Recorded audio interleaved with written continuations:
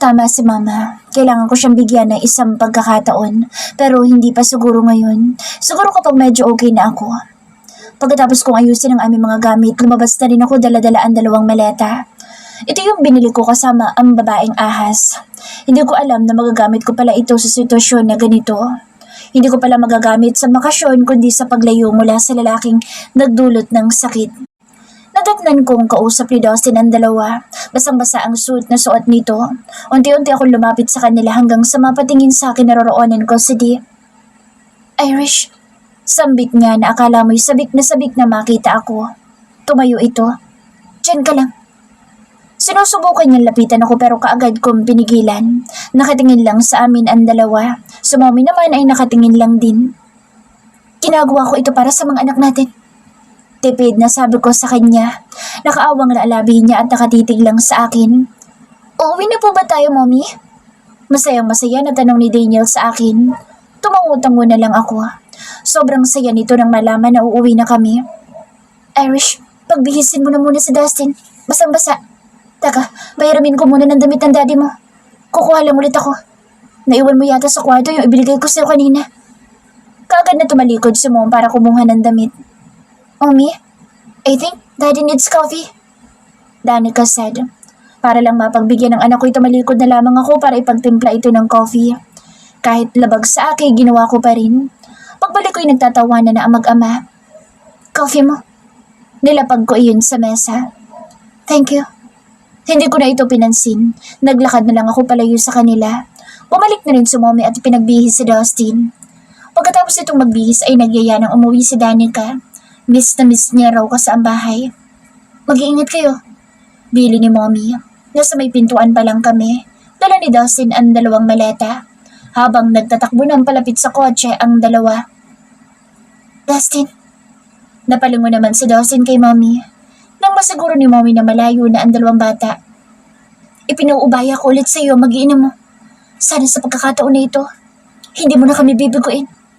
Masakit ang ginawa mo sa anak namin. Kung nasasaktan sa Irish, nasasaktan din kami na magulang niya. Kaya sana tuluyan na kayo magkaayos na 2. Ayaw namin na magkahiwalay kayo. Malalaki na mga bata. Isa pa, meron na rin kasunod sa Daniel. Hindi ibig sabihin na dahil pumapayag kaming sumama na ulit sa iyo, mag-iina mo, ay kinukonsinti namin ang panluloko mo sa anak namin. Sana, hindi na ito maulit pa. Dahil hindi ko alam kung ano magagawa ni Harold sa iyo kapag nalaman niya ito. Makakaasa po kayo, Ma. Hindi ko na po sasaktan ng anak niyo. Hindi ko na siya lolokohin at hindi na rin magsisinungaling. Nakatingin sa akin na sagot ni Dustin. Inirapan ko ito. Akala niya siguro dahil sumama ako ay okay na kami. Balik na ulit kami sa dati. Hindi mangyayari iyon. Nandito pa rin ang sakit at hanggang ngayon ang hirap na magtiwala sa taong minsan ang sumira sa tiwala mo. Papasok na po ako sa loob mo. Paalam ko. Pumasok na ako sa loob. Naiwan si Mama at Dustin sa labas. Nag-usap pa ito. Maya-maya lang din ay pumasok na rin sa Dustin. Sinulyapan niya muna ako bago binuhay ang makina. Sinilip niya rin ang 2 bata sa likuran. Ayos na ba kayong 2 dyan? Yes, Dad. Sabay pa nasagot ng 2. Itinuon ko na lang ang aking paningin sa labas ng bintana. Ayoko sulyapan si Dustin. Ginagawa ko lang ito dahil sa mga anak namin. Hindi ibig sabihin nito ay magbabalikan na kami. Nang makarating ay pinagbuksan niya ako at inilalayan pa sa paglabas ng kotse. Huwag mo kong hawakan. Winaklik ko kaagad ang kamay niya. Narinig ko ang kanyang buntong hininga. Kung hindi ka lang sana nagloko, hindi tayo ganito. Sinunod niya rin naman ang gusto ko. Hindi na rin naman na siya nagsalita pa. Pinagbuksan niya naman ang 2 at inilalayan na lumabas sa Danica. Binuhat niya naman si Daniel dahil tulog pala ito. Nauna kami ni Danica na pumasok. Sumunod na rin ito. Nasa likuran lang din namin. Dinala niya sa kwarto sa Daniel at ako naman ay nagtungo sa master's bedroom. Ganoon pa rin ang sitwasyon namin. Hindi kami magkatabi matulog. Nasa kabilang kwarto ito. Kinaumagahan. Napakurap-kurap ako dahil akala ko na malikmata lang ako. Pagmulat ko ng aking mga mata, si Dustin kasi kaagad ang nasilayan ko. Dustin? Gulat na sambit ko. Good morning. Anong ginagawa mo dito? Masungit ang boses ko. Breakfast in bed. Nakangiting sambit niya na parang walang nangyaring hindi maganda sa pagsasama naming 2. Sinulipan ko ang maliit na glass table. Nandoon lang sinasabi niyang breakfast. May mga paa ako, Dustin. Kaya ko maglakad pababa sa dining. Hindi ako lumpo na kailangan mong dalhin dito ng breakfast. Inis na sabi ko sa kanya. Winakli ko ang kumot para tumayo. Naalala ko, nakasuot nga pala ako ng manipis at napakaikling lingerie. Nakita ko ang kanyang paglunok nang tumambad sa kanyang aking mga hita. Hinila kong muli ang kumot. Lumabas ka na. Turo ko sa pintuan. Hindi ito umimik. Nanatiling nakatitig lang ito sa akin. Ano bang ginagawa mo? Bakit nakatitig ka pa dyan? Inis na ako dahil sa paninitig nito. Sa halip na sagutin ang mga tanong ko, tumayo lang ito at umupo pa sa kama na kinaroroonan ko. Anong ginagawa mo? Di mo ba ako naririnig? Lumabas ka na! Turo kong muli sa pintuan. Kailangan mo nang kumain dahil may pupuntahan tayong dalawa. Saan naman tayo pupunta? Where can all the questions be answered in your mind? He replied as he came closer to me after taking the breakfast he had prepared for me. Hindi ko alam kung paano niya ako napapayag na sumama sa kanya. Namalayan ko na lang, inihahakbang ko na mga paa ko papasok sa kotse. Saan mo ba ako dadalhin? Naiinis na tanong ko sa kanya. Hindi siya sumagot. Hinayaan ko na lang na tahimik ang mamagitan sa amin hanggang sa makarating kami sa isang sikat na restaurant. Ano to? Date? Umaasa ka ba talagang madadala mo ako sa mga pakulumong ganito? Inis na sabi ko sa kanya. No, this is not a date. Meron lang akong kakausapin tao. Ang dahilan kung bakit nagagalit ka sa akin. Ano? Sino? Hindi ko magets ang ibig niyan sabihin. Mula sa kinaroroon namin ay natanaw ko ang babae sobrang kiniinisan at pinakaayaw ko makita.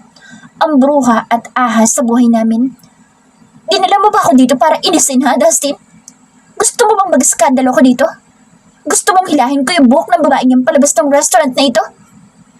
Inis na turo ko sa babaeng dahilan kung bakit nagagalit ako sa kanya. Ang hitad na babae. No, Irish. Nandito tayo para kausapin si Grace. Gagawin ko ito para mabawasan ang galit mo. Para maliwanagan ka. Ayoko mag-skandalo ka. We are here for peace. Natawa ko ng bahagya. For peace? May gana ka pa talagang sabihin yan? Pagkatapos ng ginawa ng babaeng yan, mananatili akong kalmado dito na parang walang nangyari, ha? Medyo lumakas na ang boses ko. Irish, kakausapin ko si Grace dahil gusto ko sa harapan mo mismo. Sasabihin ko sa kanya ang lahat. Ikaw ang mahal ko. Ikaw lang at wala nang iba. Medyo naging kalmado ako sa sinabi niya at kahit hindi ko man aminin ay medyo nawala ang inis ko dahil bigla akong nalambot sa narinig ko mula sa kanya. Hinawakan niya ang kamay ko saka muli akong tiningnan. Papasok na tayo. Aya niya. Wait, banyo lang ako. Mauna ka na. Hihintay na kita. Sinamaan ko kaagad siya ng tingin. Mauna ka na. Okay. Nauna na nga siya sa akin.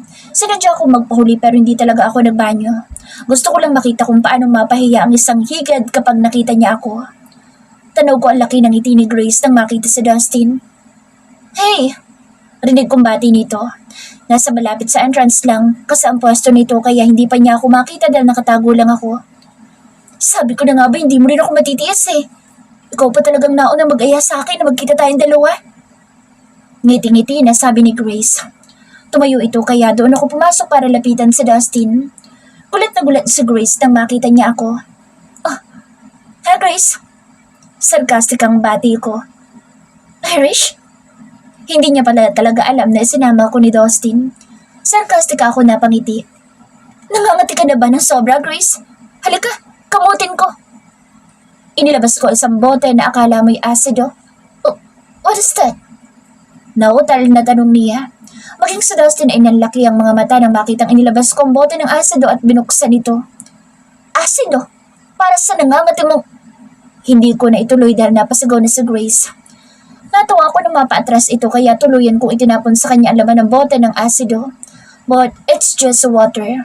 Kung alam ko lang na magkikita kaming dalawa, sana totoong asido ang nadala ko. Napasigaw ito kaya napatingin sa amin lahat ng mga tao sa restaurant na ito. What the hell, Irish? Sigaw niya ng mapagtantong tubig lang ay binuhos ko sa kanya. Sa susunod, hindi na tubig ang itatapon ko sa'yo para mawala yung kakatihan mo. Dapat lang na asido ang ihuhugas mo.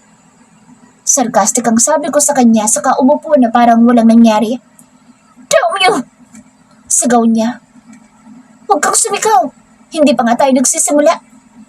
Binalingan ko si Dustin. Akala ko ba meron ka sasabihin, Han? Simulan mo na. Utos ko kay Dustin na ngayon ay nakatayo pa. Umupo ka, Miss Gracia. Mag-uusap pa tayong tatlo. Huwag kang atat na umuwi. Hindi pa tayo tapos. Pinanlakihan ko ito ng mga mata. Umupo ka kung ayaw mong kalbuhin kita. Mariinabulong ko sa higad na ito. Pasimple kong sinabunutan para umupo. Hindi pa kami tapos mag-usap. Huwag mo kong tatakutin, Irish. Pabalik niya rin na bulong sa akin. Medyo natawa ko dahil nanginginig ang boses niya. Hindi kita tinatakot, Grace. Kalmado ako ngayon kaya umupo ka na kung ayaw mong pati ang suot mo na halos kita na yung kaluluwa mo'y hilahin ko. Ayaw mo naman siguro mangyari yun, di ba? Sarkastik ang bulong ko ulit sa kanya. Mas sinigpitan ko pa ang pagsabunod sa buhok niya. Nahublot niya sarili mula sa akin. Inirapan niya ako sa kapadabog na inilapag ang kanyang Gucci bag sabay upo nito. I smirked. Umupo naman ako sa tabi ni Dustin. Umorder si Dustin kaya umorder na rin ako. Sumunod naman si Grace. Ano bang pag-uusapan natin? Akala ko ba hiwalay na kayong dalawa? Bakit kasama mo walang kwenta mong asawa, di? Nakataas sa mga kilay na tanong nito. Nagpanding ang aking tenga. Sino kaya walang kwenta sa aming dalawa? I just smiled at her but it was sarcastic. I'm already annoyed but I choose to be calm.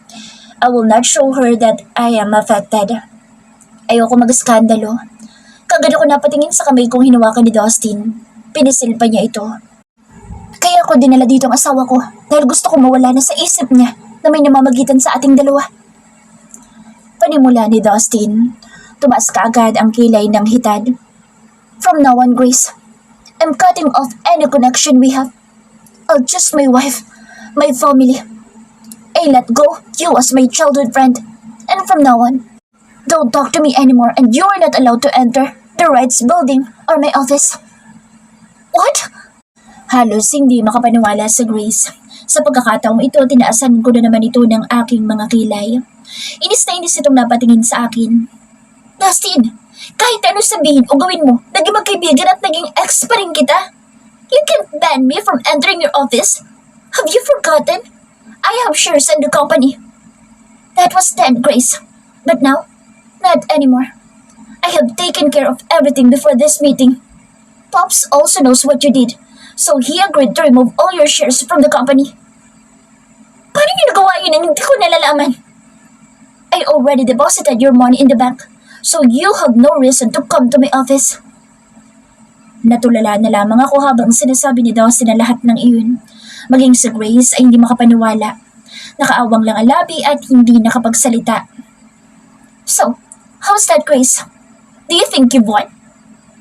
I stood up because I wanted to leave.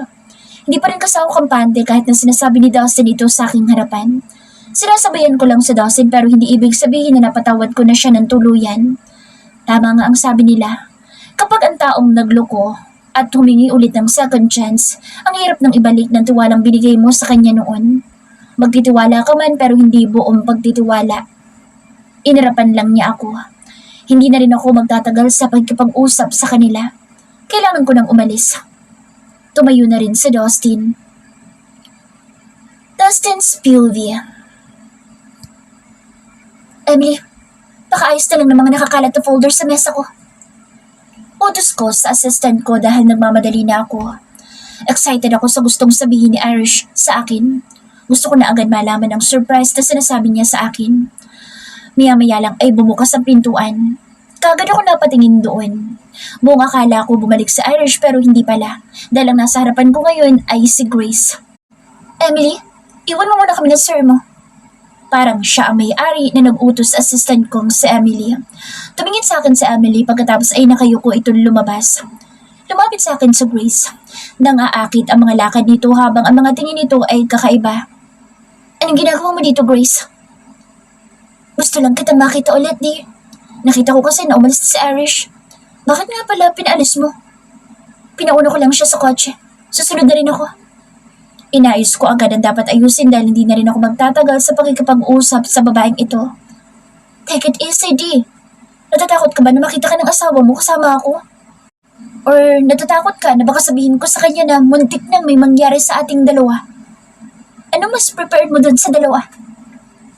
Tumigil ka na, Grace. Wala nangyari sa atin kaya hindi ako natatakot dyan sa mga banta mo. Really?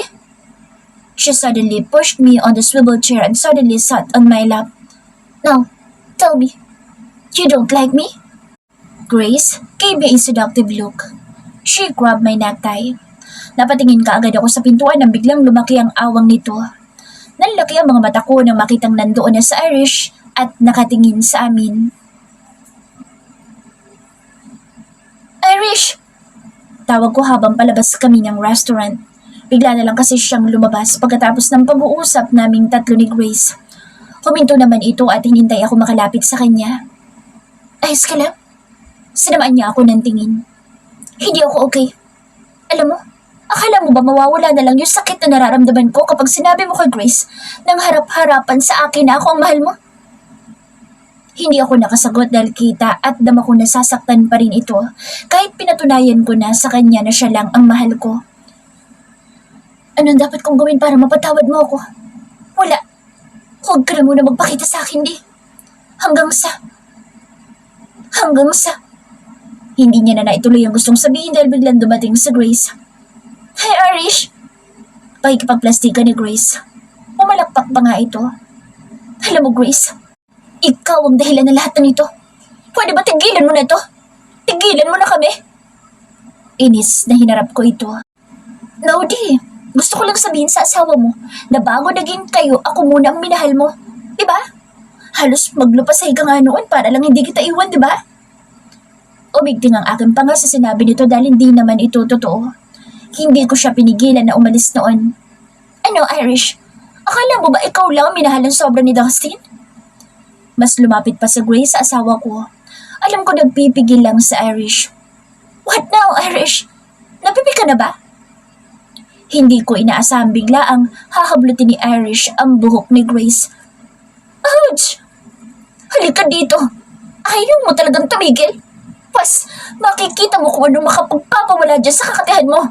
Wala din akong pakaalam kung minahal ka ng asawa ko. Irish! Sigaw ko. Hinabol ko sila dahil hinila ni Irish ang buhok ni Grace papasok sa loob ng restaurant. Bitawan mo yung buhok ko, ano ba? Habang nagsisisigaw naman si Grace ngunit hindi pa rin binibitawan ni Irish ang buhok nito. Nakatingin ang lahat ng staff sa restaurant. Pahingi nga ng chili sauce or kahit na makatatanggal ng kakatihan ng babaeng ito. Miss! Sigaw ni Irish sa isang waitress. Anong gagawin mo, Irish? Sigaw ni Grace habang nakayuko dahil hawak ni Irish ang buhok nito. Ako naman ay nanatili lang na nakatingin. Kung ito lang ang makawawala sa galit ni Irish, hahayaan ko na lang ito sa gustong gawin kay Grace. Huwag kang mag-alala, Grace. Masasarapan ka sa gagawin ko. Total nangangati ka na ng sobra. Ito lang ang makakawala dyan sa kakatihan mo. Sagot ni Irish. Dumating ang isang waitress at binigay nito ang isang bote ng chili sauce at binigyan rin nito si Irish ng ilang piraso ng sili. Yung dalawa na yan po, ma'am, pampatanggal ng kalandian. Sabi naman ng waitress kay Irish pagkatapos maibigay nito ang dalang sili at chili sauce. Thank you. Naging kalmado na pasasalamat ni Irish sa waitress. Mabait pa ako sa lagay na ito, Grace. Napanganga na lamang ako nang makita ko ibinuhos iyon ni Irish sa ulo ni Grace. What the hell, Irish? Sigaw ni Grace hanggang sa mapunta ito sa mga mata at lalong nagsisigaw si Grace. Help me! Help! Sigaw nito. Dustin, ano ba? Patigilin mo yung baliw mong asawa! Paninigaw nito nang hindi na maimulat ang mga mata. Nagkibit-balikat na lamang ako. Kagustuhan niya yan kaya hiniyaan ko sa Irish sa gusto niyang gawin kay Grace. Yan ang bagay sa'yo, Grace! Inis na binitawan ni Irish ang buhok ni Grace. Saka naglakad na parang wala lang. Iniwan niyang nagsisisigaw sa Grace at humihingi ng tulong sa mga waitress. Hinabol ko sa Irish. Nahabol ko siya sa parking lot. Nabawasan ba ang galit mo sa ginawa mo kay Grace? Tanong ko sa kanya. Nilungon niya ako tuminto sa paglalakad. Hindi, Paddy. Kulang pa ang ginawa ko sa ginawa niya sa relasyon natin. Gusto ko siyang buhusan ng totoong asido pero di ko ipahahamak ang sarili ko dahil lang sa sakit na nararamdaman ko. Sandali ako natigilan at napaisip. Naglakad na ulit ito at pumasok sa kotse ko. Sinundan ko ito sa loob. Umalis na tayo. Baka kung ano pa magawa ko sa babaeng higad na iyon. Nanginginig ang boses nito. Halatang pinipigilan ang galit. Ayos ka lang ba? Sa tingin mo ba ayos lang ako? Napansin ko ang pagtulo ng kanyang mga luha. I'm sorry, hon. Dinala kita dito para magkaharap tayong dagko ni Grace, but it seems like I gave you more stress in this confrontation. I'm sorry, please. Hon, stop crying. I hugged her tightly. Hindi siya nag-respond sa mga yakap ko pero alam kong nagpapaubaya siyang yakapin ko siya. Hindi sana tayo ganito, Di. Kung hindi ka nagpatukso sa Grace na iyon. Masisisi mo ba ako kung hindi mawala sa isip ko na minsan pinatulad mo ang babaeng yun? Na minsan, hinalik ka na tinuhakan mo sa Grace katulad ng paghahawak at paggalit mo sa akin. Pour all your anger on me. Punch me. In case the pain you're feeling will lessen. Mas sinigpitan ko pang pagyakap sa kanya. Hindi ito pumapalag. Humawalay ako sandali sa pagkakayakap at tinitigan siya sa kanyang mga mata. Do you still love me? Tinanong ko siya habang nakatitig sa kanyang mga mata. Nababasa ko sa mga mata niyang mahal pa rin niya ako. Hindi siya nakasagot. Nakatitig lang din siya sa akin. Do you still love me? Muli ay tanong ko ngunit ilang minuto na ang nakalipas ay walang sagot na narinig ako mula sa kanya. Umaba ang tingin ko sa kanyang mapulang labi. Shit, I want to kiss her. Tumabingi ang aking muka para angkinin ang kanyang mapulang labi. I missed her so much. I missed her lips, her touch, especially her kiss. Naipikit ko ang aking mga mata. Wala akong narinig na pagtutol mula sa kanya kaya kung saan-saan ko pinagapang ang aking mga kamay. Gumapang ito sa kanyang hita hanggang sa gumapang pa sa gitna ng mga hita nito. Napamulat ako na bigla niya akong itinulak. Hindi pa tayo okay? Sabi niya saka lumayo sa akin. Tumikim ito kaya napatikim na rin ako. I'm sorry. Namiss lang kita ng sobra. Magmaneho ka na. Gusto ko nang umuwi at magpahinga. Utos niya kaya binuhay ko na rin ang makina. Saka ko pinaharurot ang sasakyan. Kinaumagahan. Irish POV. Nakahiga ako sa kama habang hinahaplos ang aking labi. Bakit ko ba iniisip yung halik kahapon? May kasalanan pa sa akin si Dustin. Hindi kaagad iyon madaling kalimutan. Pero ano itong nararamdaman ko? Konting haplos niya lang parang nawala lahat ng galit ko sa kanya. Kagat ang labi habang inaalala ang nangyari kanina. Nasasabik ba ako sa kanya? Nabulabog ang aking pag-iisip nang marinig ko ang boss ng anak ko na si Daniel. Bigla na lang nasa aking harapan. Mukhang galing na naman ito sa ilalim ng master's bed. Daniel, ilang beses ko na bang sinabi sa'yo na huwag ka na matulog sa ilalim ng kama? Sorry, Mommy. Gusto ko kasi matulog sa ilalim ng kama kasi po walang storbo. Kung gusto mo na walang storbo, anak, doon ka sa kwarto mo. Mag-lock ka ng pintuan o mag-off ka ng ilaw at matulog. Kung hindi naman, maglagay ka ng sign sa pintuan ng kwarto mo na do not disturb. Pero mas gusto ko sa ilalim ng kama, Mommy. Parang nabibigatan pa na sagot nito. Halika nga dito. Inilapit ko ito sa akin. Nang makalapit ay may narinig naman ako mga katok mula sa pintuan. Bubuksan ko lang ang pinto, baby. Baka samanang lila iyan. Iniwan ko muna sa kama si Daniel at pinuntahan ng pintuan para buksan ito. Napawang ang labi ko nang tumambad sa aking harapan si Dustin. Pwede ba akong pumasok? Sinulipan ko muna si Daniel saka ko ibinaling muli sa kanyang aking paningin. Pasok. Nilakhan ko ang awang ng pintuan. Tuloy-tuloy itong pumasok. Hi, Dad. Bati ni Daniel sa ama niya. Kumusta naman ang tulog ng baby ko? Maayos naman, Dad. Halika nga dito. Soon magiging kuya ka na kaya payakap nga muna sa baby ko. Niyakap rin ni Dustin sa Daniel ng mahigpit.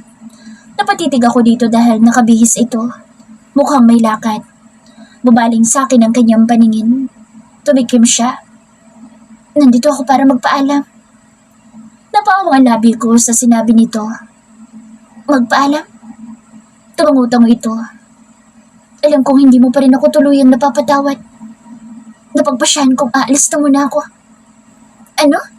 Aalis ka? Tumangutang mo ito. I just want to give you space. Kung ang paglayo ko ay makatutulong para mawala ang galit mo sa akin, lalayo na lang ako, Irish. Mas lalong napaawang ang labi ko. Sa halip na suyuin ako, ang lumayo na pala ang sagot sa sitwasyon namin ngayon. Naalala ko sinabi ko sa kanya kahapon. Anong dapat kong gawin para mapatawad mo ako? Wala. Huwag ka na muna magpakita sa akin, di. Napatayo ako ng tuwid at inayos ang aking boses. Ikaw ang bahala. Kung gusto mo lumayo, bahala ka. Pinatigas ko ang aking boses. I expected you to stop me pero hindi pala. He answered. Anong gusto mo? Maglupasay ako sa sahig para lang pigilan ka?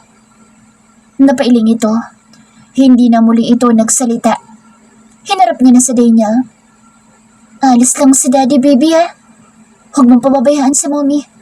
Lalong-lalo na magiging kapatid mong nasa loob pa ng tiyan ni Mommy. Narinig kong sabi ni Dustin kay Daniel. Saan po kayo pupunta, Daddy? Tanong naman ng inosente kong anak. Tumingala si Dustin sa akin. Nakaupo kasi silang dalawa ni Daniel sa kama. Alis lang si Daddy pero hindi mawawala si Daddy. Tatawag ako at mag-video call tayo. Kailangan lang lumayo ni Daddy sandali. Baka sa paglayo ni Daddy, unti-unti nang mawala ang galit ni Mommy kay Daddy. Muli siyang tumingala sa akin. Napapikit ako. Gusto ko siyang pigilan pero nanaig ang pride ko na hindi ako magmamakaawa sa kanya para lang hindi niya iwan. Bakit kailangan niyo pa lumayo, Daddy, kung pwede naman kahit dito lang kayo? Mawawala din galit ni Mommy sa inyo. Promise. Hindi ko na kaya pa na tumayo sa kanilang harapan. Nanubig ang mga mata ko kaya nalalabo. Tinaha ko ang banyo para doon na lang umiyak. Third person's POV. Happy birthday, baby Daryl!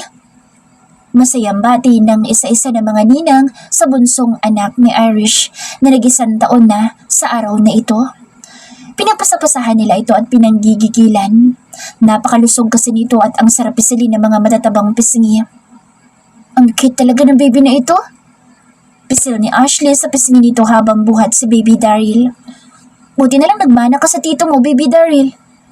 Bigla namang sumulpot sa harapan ni Ashley ang asawa, si Aaron.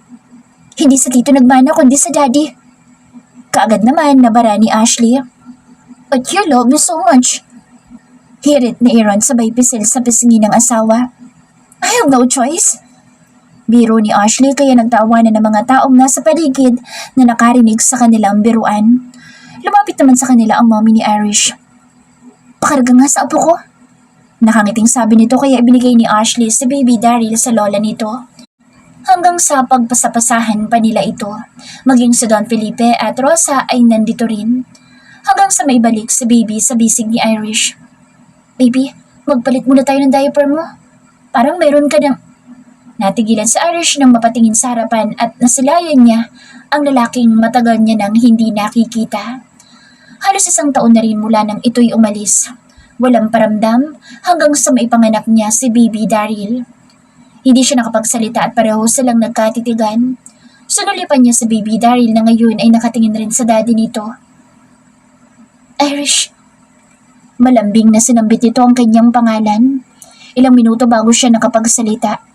Hindi alam kung ano ang gagawin. Almost 1 year. 1 year silang hindi nakita. Dustin, sagot niya rito. Anong ginagawa mo rito?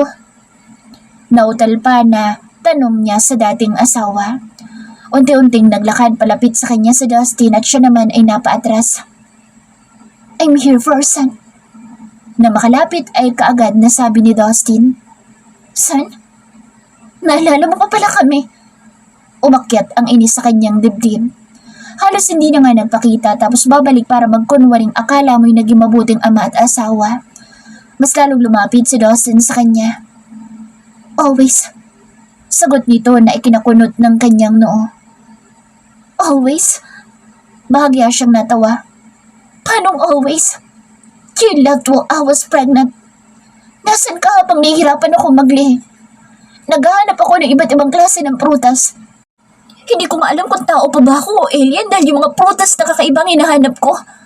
At nasaan ka nang pinanganak ko si Daryl? Tapos ngayon, nagpapakita ka kung kailan malaki na ang anak natin? Sumbat niya kaagad kay Dustin pero tanging sila lang ang nakakarinig. I'm just beside you, Irish. I didn't go far. I just gave you space but that doesn't mean I really left. Because the truth is, I'm just beside you. Even when I just look you from afar. Anong ibig mo sabihin? Naalala mo ba nung naglilihi ka? Sandaling napaisip si Irish. Mama, gusto ko na dragon fruit. Paglalambing sa kanyang ina through cellphone. Dragon fruit, anak? Sige, magpapabili ako kay Manang. Mama, gusto ko po yung violet. Kaagad naputol niya sa sinabi ng ina. Kausap niya ito sa phone na talagang gustong-gusto niyang kumain ng dragon fruit. Anak, karamihang kulay ng dragon fruit ay red. Baka mahirapan kami makahanap ng violet. Basta mo, yun lang ang gusto kong kainin. Sige, maghanap kami. Ibinaba ni Irish ang kanyang phone.